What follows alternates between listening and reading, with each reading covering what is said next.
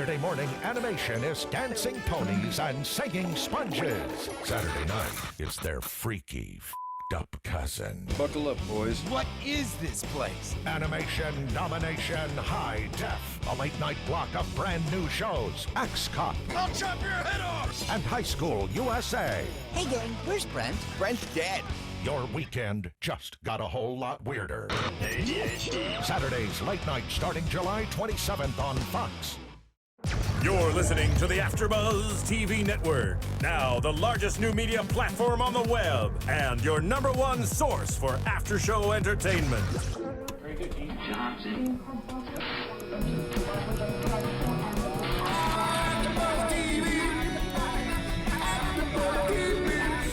The AFTERBUZZ Studios in Los Angeles, California. Presented by Maria Menounos and Bing.com and streaming live thanks to Akamai Technologies. This is AFTERBUZZ TV's Falling Skies After Show. We'll break down tonight's episode and get you all the latest news and gossip. And now, another post-game wrap-up show for your favorite TV show. It's AFTERBUZZ TV's Falling Skies After Show. Welcome everybody, Bing is for doing, and you're here in the desert of the real where we are discussing Inception, The Matrix, The 13th Floor, The Prisoner. What else? Inception? Did we say Inception? That was the first one. That was the first. Actually, we're doing Falling Skies, Strange Brew, but might as well be Strange doing Brew. all of those. Strange Brew. We're doing Strange Brew. Because the episode was very, it was freaky, but in a good way. Yeah. In a good way, of course. So let's talk about the dream sequence, as we're gonna call it here. But before we do, allow me to introduce my co-host. Hello, Nando. Hello. Nando's had a long weekend down at Comic-Con. Yeah. He will be sharing some information of his experience down there, and so look forward to that later in the podcast. I'm your host, Phil Svitek, and let's get right into it.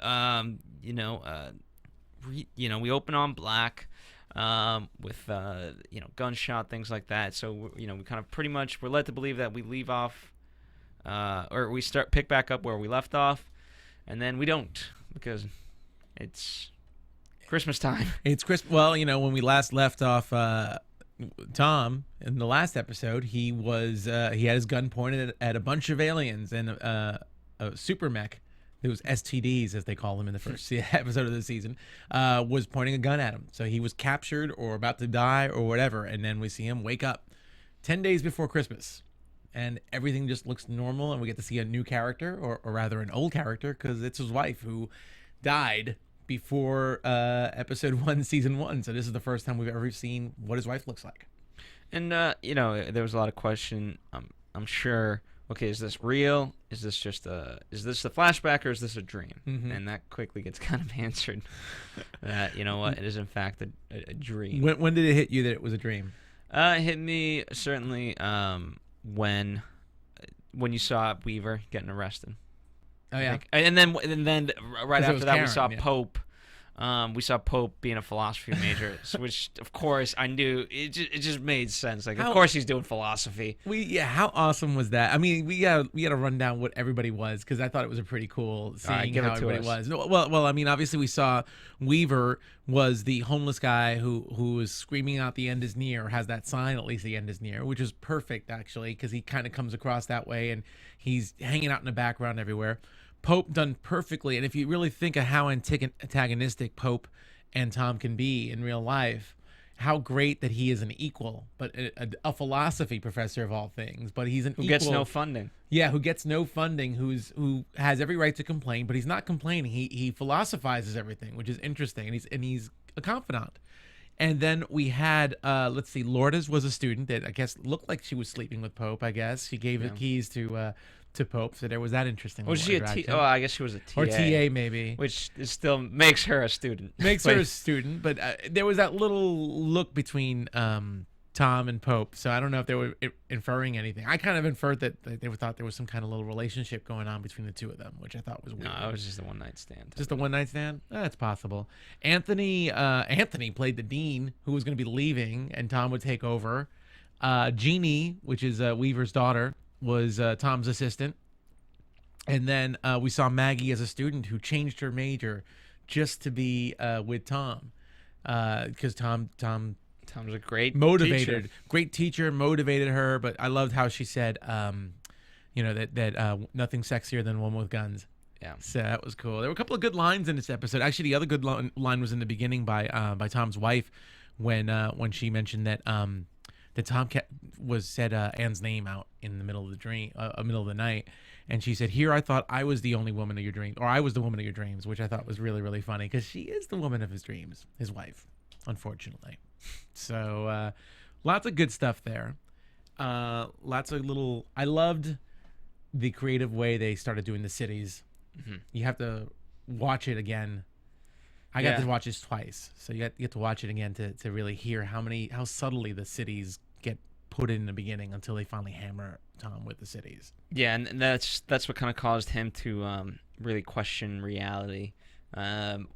Also, I mean, ironically, again, it's always one of those: how conscious are you really? And do you control the dream, or are they controlling it? Where Pope is saying, how can you? But he's basically being Morpheus. How can you tell the difference between the real world and the dream world? Yeah, absolutely. And so at that point, that's when Tom, started questioning reality, and he was like, "Wait, why is everyone asking about these cities?" But yeah, I just really loved him kind of being proactive in this state that he was in. Well, he's a thinker, and obviously he catches it right away, and he's even like writing this down and analyzing, why would they want me to name a city? What's going on here? What's with these 4 cities? Yeah. So really interesting. I would have to imagine that if we were to talk to a cast member from this episode, they would just say how much fun it is because they got to play slightly against, most of them got to play slightly against type. And or at least go back in time to a time before, like his sons, like Drew Roy and Connor Jessup, and Maxim Knight. They got to play, different versions, especially Ben. Yeah, he had to play the nerd that he used to be. And it was great. It was like they had that scene, like, leave me alone. Like, hey, Dad, can't you just be real with me? I'm your son. Yeah, get away from me. Get away from me. He didn't trust him.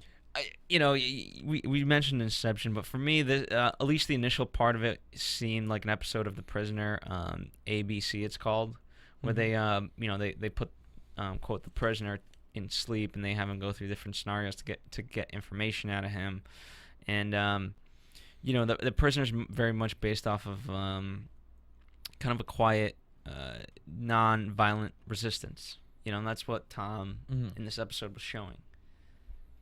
Yeah, I honestly didn't see The Prisoner, so I don't know the reference to that as much. Inception just hit me, especially with the dream within a dream thing. But, yeah.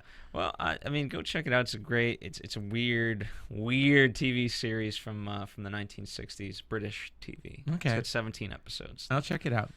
But anyway, so that's what it reminded me of, and I like the obviously then we come from commercial break, and we see, okay, it's him being kind of put under. Sort of, and then then he's with that dream within a dream. Yeah, and also that weird alien. I don't know what you call it. I guess it's another organic type of creature. Yeah, that causes him to be in the dream state and try and manipulate him. Yeah, but ironic. Well, I guess that wasn't a dream, but then they put him back in the dream, where he wakes up in the hospital next to his son. But how awesome was that scene when he shot Karen? Oh, that was amazing. That was amazing. That was a WTF type moment. Like, oh my God, he just shot Karen. Yeah, they went to save him, and he's like, "You're no good to me if you don't know where Anne and Alexis are." Yeah. Shot her. And yeah, I mean, it's always great. But again, it was one of those moments where this doesn't seem like Tom. Yeah, that's true. Tom isn't the kind of person to just kill someone. I mean, even as tortured as he was, and all the tricks that she's playing with him, I don't think he would have done that. Yeah. And I really love the well, for me, I love the whole sequence up until that point. I thought it was amazing. I thought, where's this going? Is this going to be the whole episode? But then for me, the really fun scene, was that section, that whole sequence of when he does wake up in the hospital and he goes into the meeting, And they're like, okay, we're gonna do this in 24 hours, but which city are we going for? And he's like, wait a minute. Everything was nice and perfectly mentioned, but that was a really good scene too. And then he shoots Weaver. Yeah. I mean, again, it's hard to say, but I guess he's just not in his right mind, so to speak. But he figured it out. Yeah. That was the best way to figure it out. Just kill Weaver, the person who's trying to get the city out of him. Yeah. It really was, and I mean, it's tough to talk about this storyline, just because it was different. It was fun.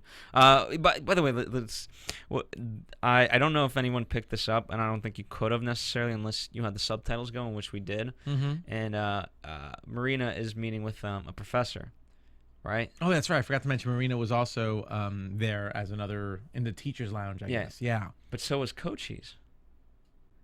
The subtitle said his name, and the male professor. Tom referred to him as C. Yeah. But again, had the subtitle not been there that stated that was Cochise, we would have never. I would have never caught that. You know what? I got to look at that again. It's the second time I've seen it, but I'm wondering if that was Doug Jones. That would be really funny if it was Doug Jones, because no one ever really sees him. He's never really in camera as a regular person. He always plays really freaky alien type stuff, like in Hellboy or whatever. I think it could have been him. That probably Doug Jones, and I didn't even realize it. Now I feel like a dummy. I have to watch that again. I blame Comic-Con. I blame being exhausted after 5 days of Comic-Con. But yeah, that was a great little moment to see Coach Cheese involved in this whole episode. But yeah, I mean, the whole kind of point of all this is, they're trying to get the intel out of him. It's great to see that Karen, I guess, is under the gun, so to speak. Yeah. To get this information out of Tom. But regardless, the grid goes up. Yeah, well, she says, that the overlords have lost confidence in her, so that's why she has to accelerate the time table. Okay, so let's talk about Anne, though. This whole mission was to get Anne and Lexi back. Yeah. Where are we at with this? Are they just really just dead? I find that hard to believe because they're in a cocoon? Yeah, well, they're in that cocoon, and Tom really thought they were dead for some reason, but I would think they'd have to have a major death. Like, it would have to be... It was like a throwaway scene to see them like that and to think they were dead. Here's the thing. You got to torture in torture, I think you would, especially with two people, you'd be like, okay, I really need this information. Okay, boom, there's your wife dead. Yeah. Do you want to see your daughter dead? Because if not, give us the information now. You know what I mean? You would leverage it like that, so it seemed a little bit odd. Yeah. And especially for them to just say, okay, they're dead. Now you don't want your son suffering the same fate. So it leads me to believe that there's something more to it. Oh, there's got to be something more. I mean, just to kill off Alexis after doing that whole first season, like, freaky baby thing, and the fact that she's another alien species, and then to have her die, she can't be dead. Yeah. And, I mean, Moonblood good, to be honest. I mean, with this whole thread that she's been going through, I mean, she's part of this whole thing. So... You can't kill Alexis, and you can't kill, you can't kill Anne. Yeah. I mean, I guess it's more possible to kill Anne and not kill Alexis, but I just can't see that they're intertwined right now, and I think we need to know more about Anne as well as Alexis. So yeah, I think that cocoon is just for hibernation. What did you think about Tom's escape? That was pretty cool. That was a pretty badass moment. That was a badass moment, but. Where were the guys? Where was everybody? Hey, code red. Tom's trying to escape. I guess they're just so high up that a code red didn't matter at this point. Yeah, he like crawled away. He was hurt from that fall. I can imagine. So that was a pretty deep fall.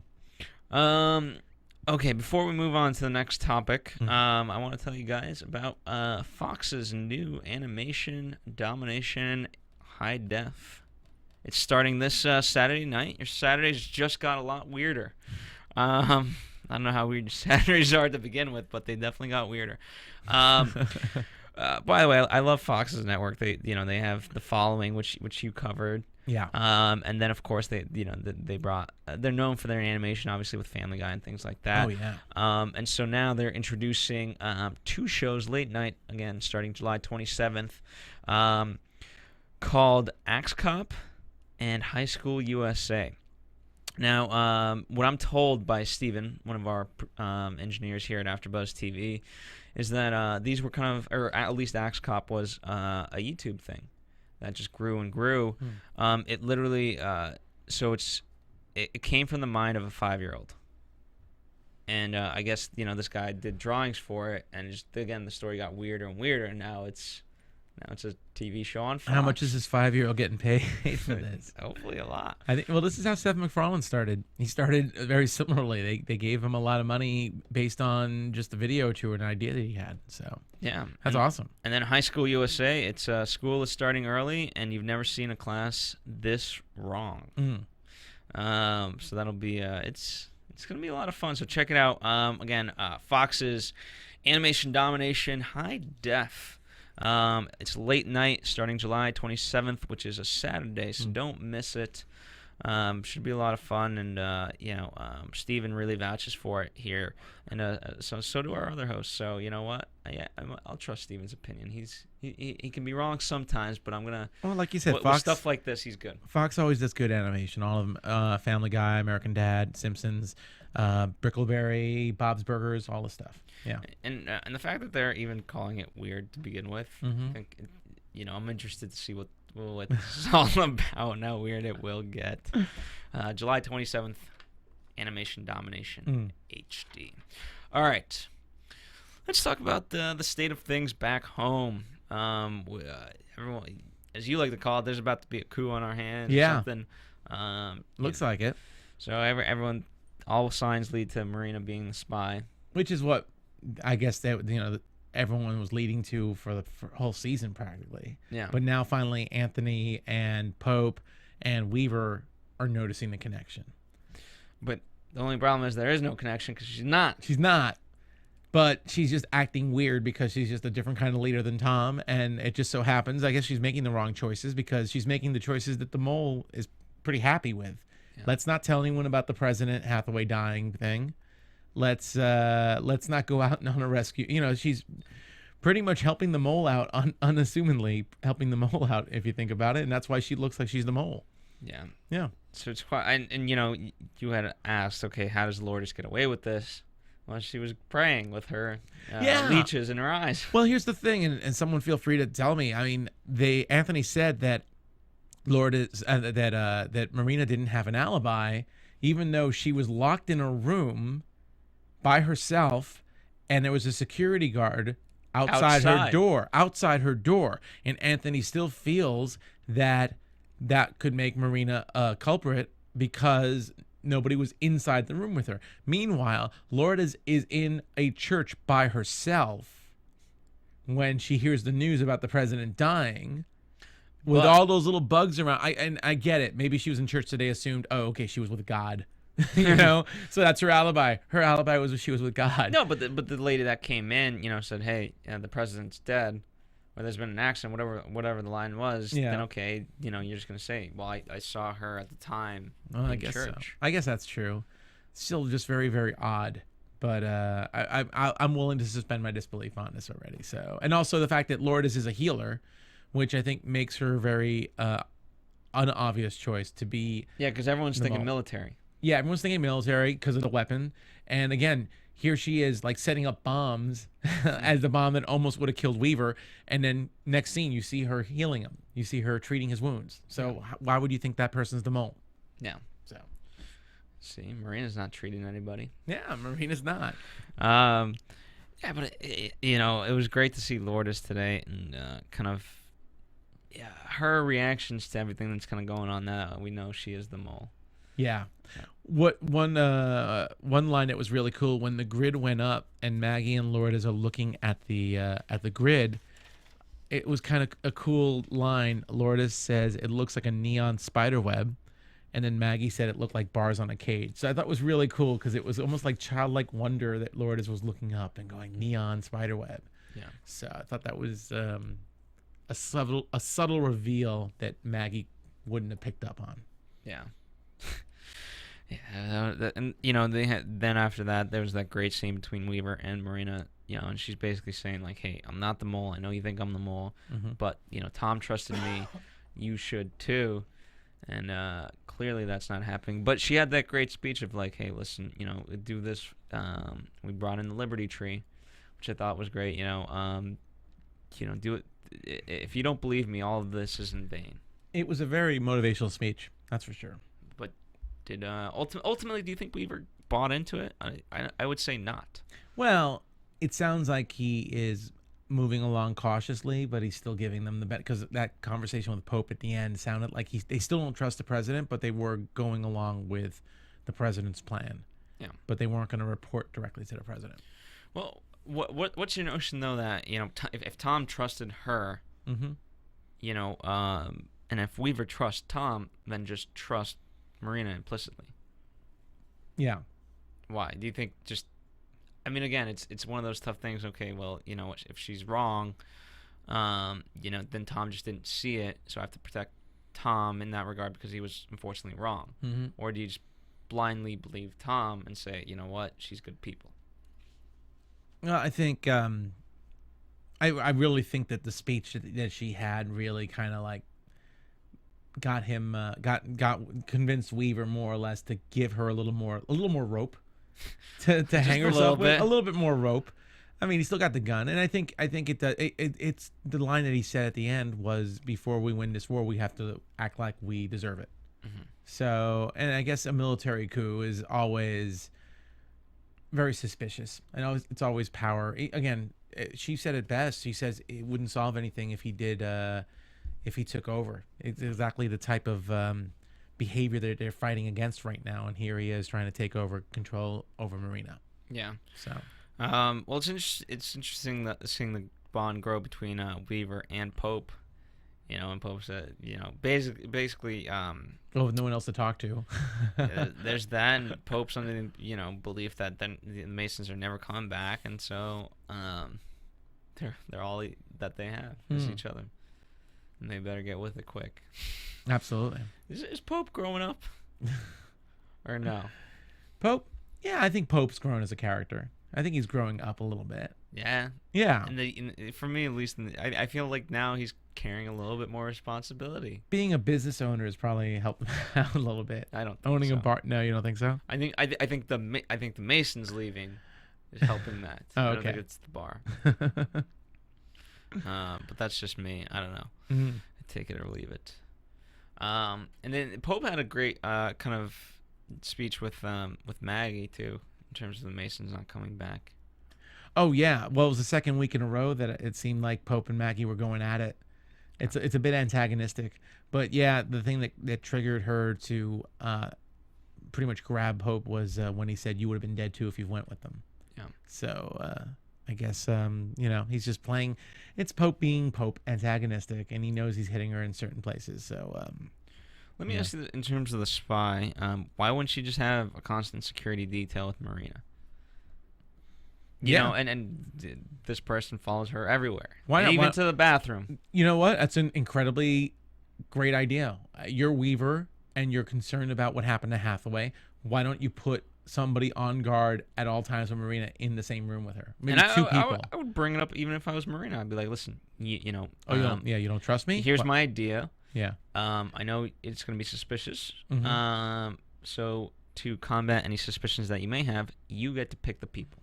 Yeah. And if you want multiple people, by all means. And if you want to do it, by all means. That makes sense to me. Well, you know what? The other thing, we'll get into it in a second because I know we're going to talk about the next subject. But yeah, I think if anything, if you don't trust Marina, put her on a security detail. If you're Marina and you don't want to be considered the mole, but then again, who is the mole? Would she really want to give up? Why would you want to change what you're doing to prove your point? She should be trusted because she's the president. Mm-hmm. So there's a bit of a loss of power if she was to be, okay, I know you don't believe me that whether or not I'm the mole, so why don't you have me under surveillance at 24/7? Because it implies openness. Yeah. I just think it's a loss of faith and power in a way. She should be trusted because of who she is. Okay. Well, I guess I'll disagree, but sure. Thanks. Respectfully, of course. Thank you. Okay, respectfully. I don't know. I just, and I'm interested to see where Lourdes is going with this. And they found, they found residue that Kadar is going to look into. Yeah. But it's Volm. It's alien technology. So again, it's somebody who has access to alien technology. I think it's Volm. Yeah. So again, it just further goes to kind of dissipate the suspicion on Lourdes. Yeah. Who would have thought this evil little girl is doing it? It was a perfect person to make the mole. Yeah. Go ahead. No, go ahead. I keep wanting to jump ahead to this next thing, but if you're all right. Well, it. Before we jump in, we talked about TV shows, many of them, but now let's talk about a movie that you guys can download called Adventures of Serial Buddies. It's a movie made by a lot of AfterBuzz staff members. It's Dexter meets Dumb and Dumber. It's the first serial killer buddy comedy of all time. It's got Henry Winkler, Christopher Lloyd, Christopher McDonald, Artie Lang, Kathy Lee Gifford, Beth Bears, Maria Menounos, of course, and a whole slew of other actors. It's very, very funny. It is out now. It will soon be out on DVD and video on demand, but for right now, it's available on iTunes. Check it out, Adventures of Serial Buddies, or go to serialbuddies.com, and that's the price of a Happy Meal. I kid you not. So you know what? Just pay for it. Don't be one of them assholes that downloads it for free. Those toys never really work anyway in the Happy Meal. They're good for a week, and that's it. Yeah. Don't get the Happy Meal. And it's PG-13, so it makes a great gift for your son or daughter. Yeah. All right. So speaking of kids, let's talk about the Mason Boys. Okay. So here's the one problem I have. And I've been wanting to say it for the past 5 minutes. Okay, go ahead. Okay, because we are trying to figure out who this mole is, and we know it's Lourdes, and we see how easy it is for someone to become a mole with these eye bugs. And all of a sudden, 3 people come back in, these 3 kids, and they don't know the password, which, okay, fine, they've been gone for 2 weeks. Well, first of all, they left their dad. We don't even see if they're looking for them. At the end of last episode, Tom pretty much told them to go ahead and find Ann and Alexis, and they gave up and went home. Oh, they had a great line. Like, he's made it back before. He'll walk home. Yeah, it's like, he can do it. He can totally do it. So, not only that, but we just saw how, I don't want to say how easy it is to become a mole. We saw that all it takes is an eye bug to get in your system, and you can be infected and not act like it. So all of a sudden they trust these 3 kids to come back just sight unseen. It's like, okay, Maggie runs and hugs Hal. It's like, come on, what if he got reinfected? What about the other? I mean, guess because the 3 of them are together, you trust that the 3 of them are okay. They're watching each other out. What if all 3 of them are infected? Where's Tom? Why do you trust him so much? I just thought that was a weird scene. Because they're implicitly good. Well, I get that. I understand that to a point, but, Lourdes was implicitly good. At least we thought she was. Yeah. I don't know. You don't think she was implicitly good? I don't know. I'm not going to argue that. Okay. But, I mean, it's true if you want to look at it like that. I mean, here's the thing. I think they let him into the town. That doesn't mean they didn't test him yet. I don't know. I think we didn't see him in the town yet. We just saw him on the outskirts. Yeah. Walking in with their horses. Okay, true. But I still feel like especially this is right after they discovered that the mole, set up a bomb. Or actually, no, the mole didn't set up the bomb yet, I think, right? Well, they knew that. Yes, this was after the point. Yeah, but they knew about the mole still being around. So, yeah, I'm surprised they just don't trust it. They don't trust it. But they weren't the mole, so, Hal wasn't the mole. Well, so we it's know okay, Hal's not the mole. Okay, we know they aren't the mole. Fine. So, I just still think that they should have been a little more. I just thought it was a little too much of let's just tie this up really neatly and just have the 3 of them come back after what looked like they just pretty much gave up. Like, after their dad left, they're like, let's just go back home. He'll come home 2 after weeks. us. Yeah, it has been 2 weeks. I don't know how long it took him to get to where they were. Well, speaking of, let's talk about Tom and finding, his old house and going in and kind of. I thought that was a great speech by Rebecca. She did a wonderful job as an actress. They're lying in bed. The actress, yeah. And she said, you got to move on. Yeah, there's something here for you. It was really good. Another motivational speech, like the one where and he needs to move on and look forward, look ahead. It kind of, it was kind of, considering that there's been a struggle with Tom this whole season between family and duty, it was really, really good to see, I guess, the one person that he misses the most, the family that he might feel like he let down Yeah. in this dream sequence say, don't look back anymore. Just go, you got to do this. You got to That's what move the Mason forward. boys did. I guess so. That's what the They Mason didn't look boys back. They're they like, didn't- whatever. They didn't need a ghost to get him to do that. So, but I guess in a way, it seems like this speech may have refocused Tom. I think so. He just needed, so every now and then you just need to find peace. Yeah. And that's what I think he did. Mm-hmm. So I'm guessing he's going to go back pretty focused.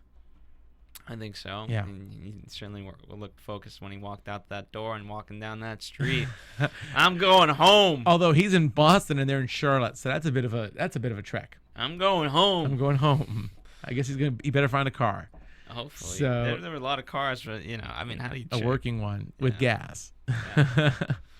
So, but yeah, I really did love that scene. I thought that was a great speech.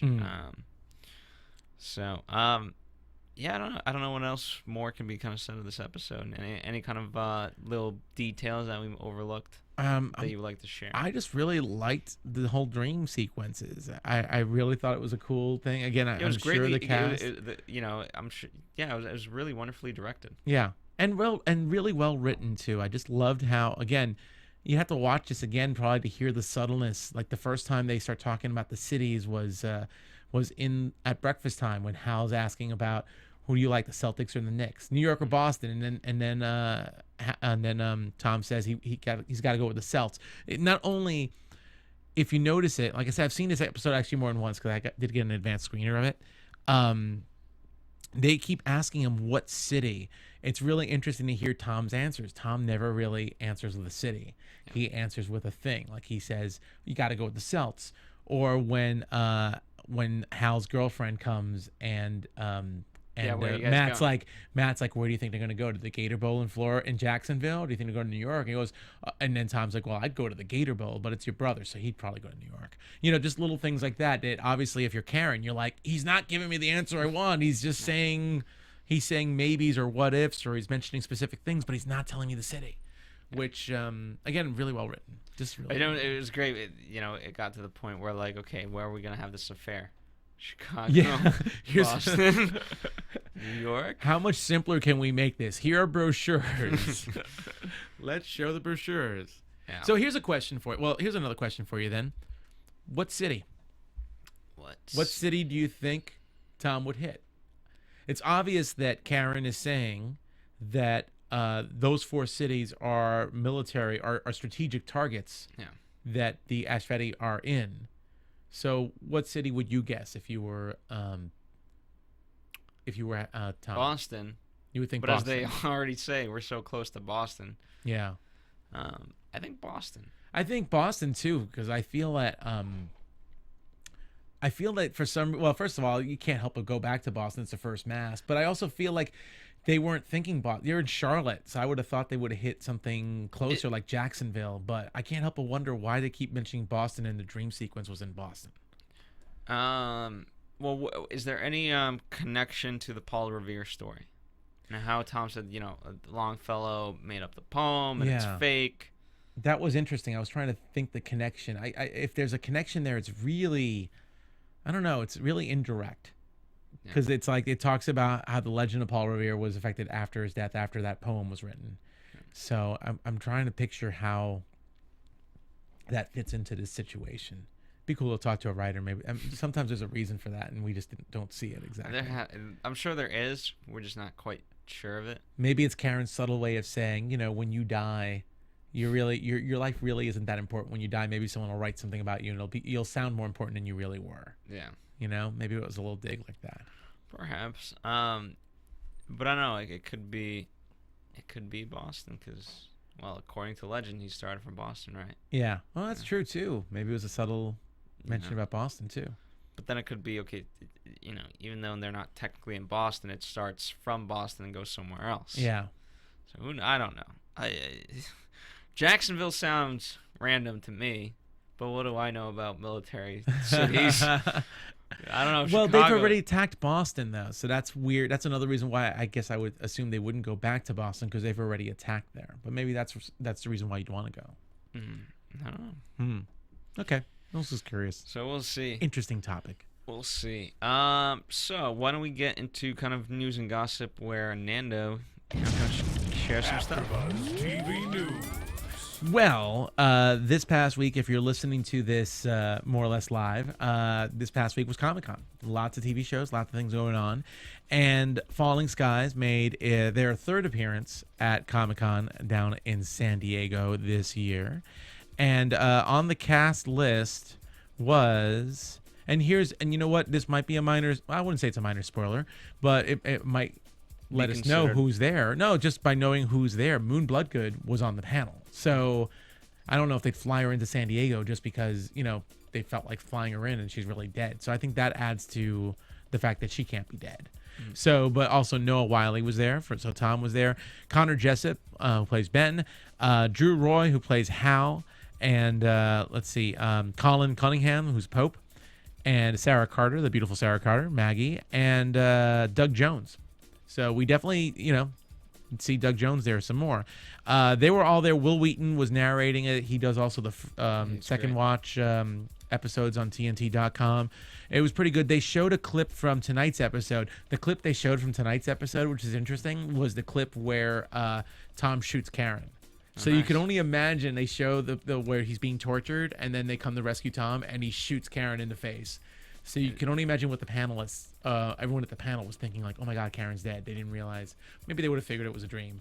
But really, really interesting. So nothing really too much really to say about what happened in that episode or in the panel. The most interesting thing, I guess somebody asked how they felt the characters would die. I guess there's been some comments on Entertainment Weekly and some other blogs about the fact that Falling Skies is almost too family friendly, that none of the major characters ever die. So somebody asked, like, if your character was written off, how would you want your character to die? And of course, Noah Wiley says he'd want his character to die of old age. And then Drew Roy, who plays Hal, says he'd want to take a fighter and fly around and make some big sacrifice and then crash. Maggie said she'd want to die in her man's arms, in Hal's arms. So Sarah Carter, yeah, it was really cute, really pretty. So yeah, that's pretty much it. I mean, there's only a couple more episodes left, so they didn't reveal a couple, so 2 exactly. So we didn't see much, but I do know that I did see some people. Hopefully, we might get a special guest or two. I don't want to jinx it, but we might see a special guest or two because I did some wheeling and dealing down in San Diego. So we'll see about that. Excellent. Yeah. All right. And then also, there's a lot of signage of Falling Skies. Like the elevators at the Marriott had Falling Skies logos on it, which was pretty cool too. But that's just a minor thing. Nice. Yeah. All right. Let's head into predictions. And now, your AfterBuzz TV predictions. They kind of teased something, and it seemed like it was about Tom. So you're predicting that Tom's in next week's that he makes it back. Yes, I actually do. I think next week he'll be back. Mm-hmm. And we're gonna see if we can restore order. Yeah. At home. I would say that Tom's definitely gonna come back, and I would think that Tom coming back would incite the mole. So I'm gonna say that things definitely are gonna ramp up with the mole there, and she's gonna make a big play. Lourdes is gonna make a big play, and with 2 episodes left, I would have to think she's gonna get caught within the next episode or 2. Yeah, that's gonna be interesting. Here's the thing: I don't think she's gonna get caught. I think it's gonna be revealed, only because she's gonna get so frustrated that she has to. I mean, if the goal is to ultimately find out about whether what target it is or destroy the weapon, then that's how she's gonna get caught, is just trying to destroy the weapon itself. Okay. And that's gonna be a battle royal. I don't know. That's what I predict. Who knows if I'm right or wrong? I'm probably wrong. Anyway, it's been really fun chatting with you, Nando. Where can fans talk to you offline? Offline, they could follow me on Twitter at Nando Vel, and also I'm doing a Comic-Con show on Tuesday, Comic-Con post show on my show Geek Hero, which airs on the Joint Studios LA. I'll tweet about it. Excellent. Yeah. So be sure to check that out. Nando had a great time. I know there's a lot of fun facts, so definitely tune into that. And fun stories. And of course, follow us here at AfterBuzz TV on Twitter, Facebook, Instagram. Don't forget to download Serial Buddies, Adventures of Serial Buddies out now, and of course, tune in July 27th for the Fox Animation Domination High Def. Your Saturday just got weirder, and with that, our Sunday night has ended. From Bing.com, executive producers Maria Menounos, Kevin Undergaro, Phil Svitek, and the entire AfterBuzz TV staff, we would like to thank you for listening to the AfterBuzz TV network. To watch or listen to other after shows and post comments or questions, be sure to visit AfterBuzzTV.com. I'm Sir Richard Wentworth, and this has been a presentation of AfterBuzz TV. Buzz you later. The views expressed herein are those of the hosts only and do not necessarily reflect the views of AfterBuzz TV or its owners or principals.